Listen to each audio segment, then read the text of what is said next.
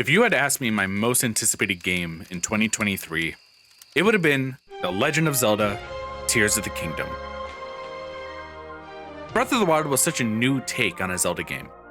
You essentially had a sandbox game mixed with an RPG. And this sandbox nature allowed for a bunch of different ways to play the game. Each playthrough felt like it could be a new adventure. Want to play the game with only 3 hearts? Go ahead. Want to use bombs only? Go ahead. Want to do an ultimate Iron Man run with permadeath where you can only use sticks and you have to cook all your food before you could heal? Go ahead. There was a lot of freedom in how you could accomplish your mission to rescue Zelda and save Hyrule. You could even go straight to the final boss and beat the game in under 30 minutes. So when the sequel, Tears of the Kingdom, released, it was like a new adventure was about to begin. I typically like to take my time with video games. I'm not the type of person to 100% a game all too often, especially when you have to get 1,000 Korok seeds. Who would subject themselves to this? We already had to get 900 seeds in Breath of the Wild just so we can get a giant piece of poop. This is disgusting. This is awful in every way. On my first playthrough, I spent well over 100 hours traversing Hyrule, the depths, and the Sky Islands, flying, driving, and sailing everywhere. It was interesting to see the land transformed from Ganondorf's gloom, because in Breath of the Wild, I didn't really feel like Ganon's influence was too widespread from Hyrule Castle. Is the game perfect? No. But I still had a lot of fun. The amount of creativity and ways to solve a problem were expanded upon with the introduction of the Zonite devices and Ultra Hand. And the final confrontation with Ganondorf is by far the best final boss fight we have gotten in the series. So why does it suck now? Recently, my YouTube algorithm has been trying to suggest that Tears of the Kingdom has always been a terrible game. But I remember everyone raving about the game on release, and you couldn't go anywhere without seeing a new way to torment a Korok. The tides have turned. But this isn't the first time perception of a Zelda game has swung the other way. The Legend of Zelda is an interesting series. Games that are beloved by the community now were once panned for one reason or another. Some longtime Zelda fans may remember this pretty controversial video by Egoraptor, being critical of Ocarina of Time. And there will be people who agree with the video. But many more people consider Ocarina of Time the greatest game of all time. Wind Waker was initially criticized by fans for its very cartoony look, and it gave this impression that it was meant more for kids. But some Zelda fans will say that sailing the ocean really gave this grand sense of adventure, and they've been waiting for a port to the Switch for the last decade. The Switch has only been out for roughly 8 years. Twilight Princess similarly had a lot of people hyped for a darker, grittier, more mature look to a Zelda game. But you'll find plenty of people dunking the game today, believing the game is the weakest of 3D Zeldas. Skyward Sword also had mixed reactions on release, for a variety of reasons. I remember when Barry from the Game Grumps made a video on how to fix the sky section of Skyward Sword. But plenty of people will now tell you that they love Skyward Sword, and that has always been great. And Breath of the Wild was praised on the release, before videos calling it empty, boring garbage came out. And now, we come to Tears of the Kingdom, being referred to as a $70 DLC. But this isn't a video meant to defend Tears of the Kingdom. The game has its problems, including the way they tell Zelda's story. It's pretty bad. The fact that you can find the memories out of order means that you will most likely be spoiled as to what ultimately happens to Zelda. And quite frankly, it ends up feeling like the story was an afterthought to the gameplay. But if you didn't mind that, okay, cool.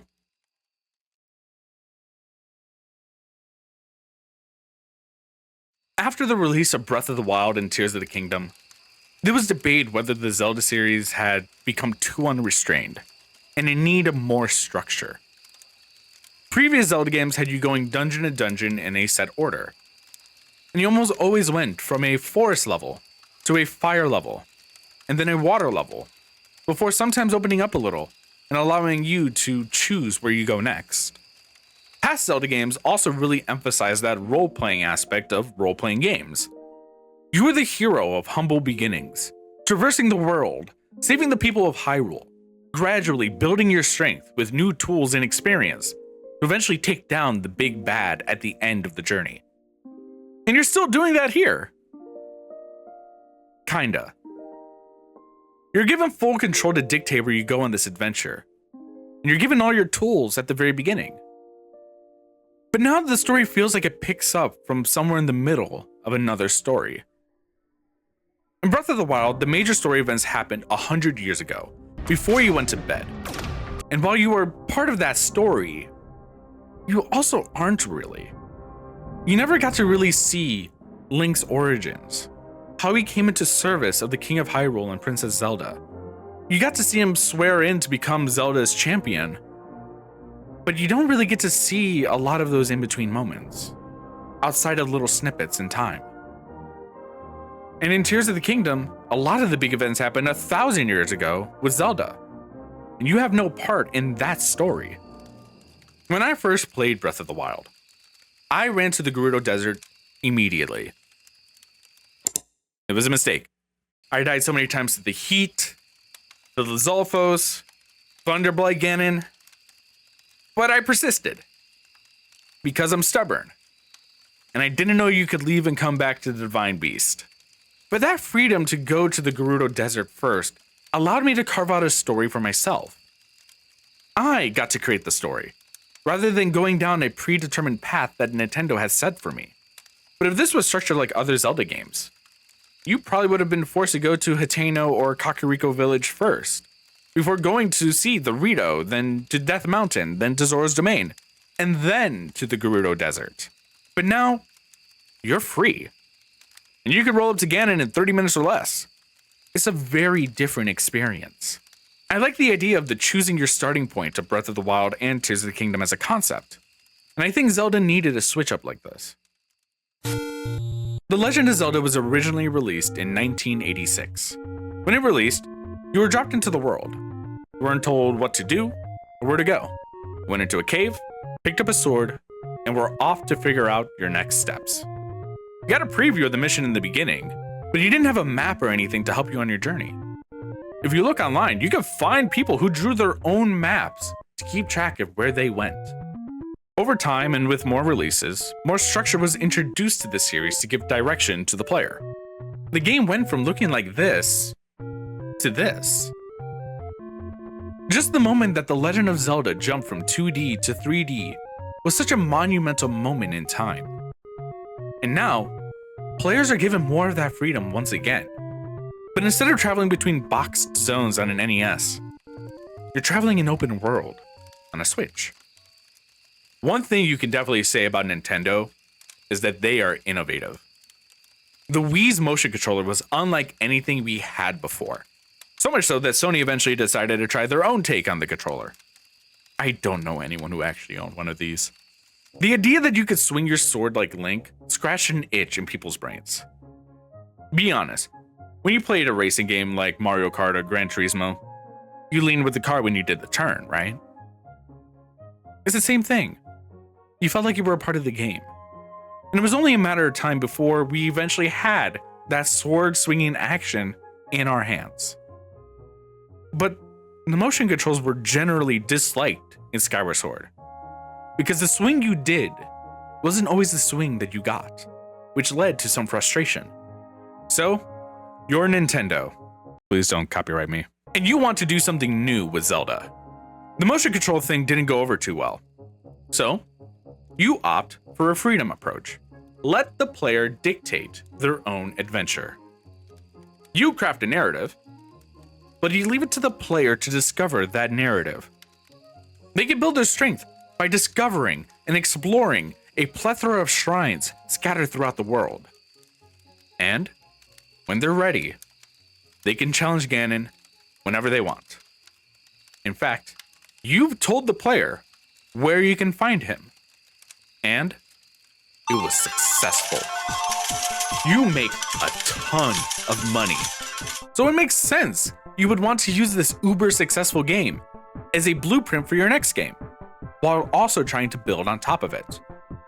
You create the depths, not advertised at all for some reason, add some more complex cave structures, create some islands in the sky, and develop new runes, which quite frankly are so much better for exploration than what we had in Breath of the Wild. And it's also successful. But a successful game is not necessarily a great game, nor a game for everyone.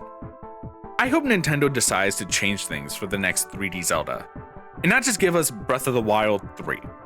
I do think that the game is great, but not necessarily a 10 out of 10 perfect game.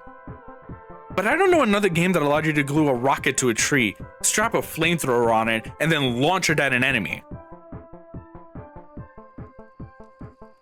I think with time, the pendulum will swing back towards the game being considered great. The current era of gaming is often criticized for regurgitating the same AAA slop over and over before slapping a bigger number on it and throwing it out at $60 to $70. But with Zelda, that's not really the case. They've always tried something new or improved, sometimes to their detriment. But when I pick up a Zelda game, I already know that I'm going to have a fun time. So long as it's been developed by Nintendo. As it is written, you, Link, are the hero of Corridai. I guess that's worth a kiss, huh? Ha! I won!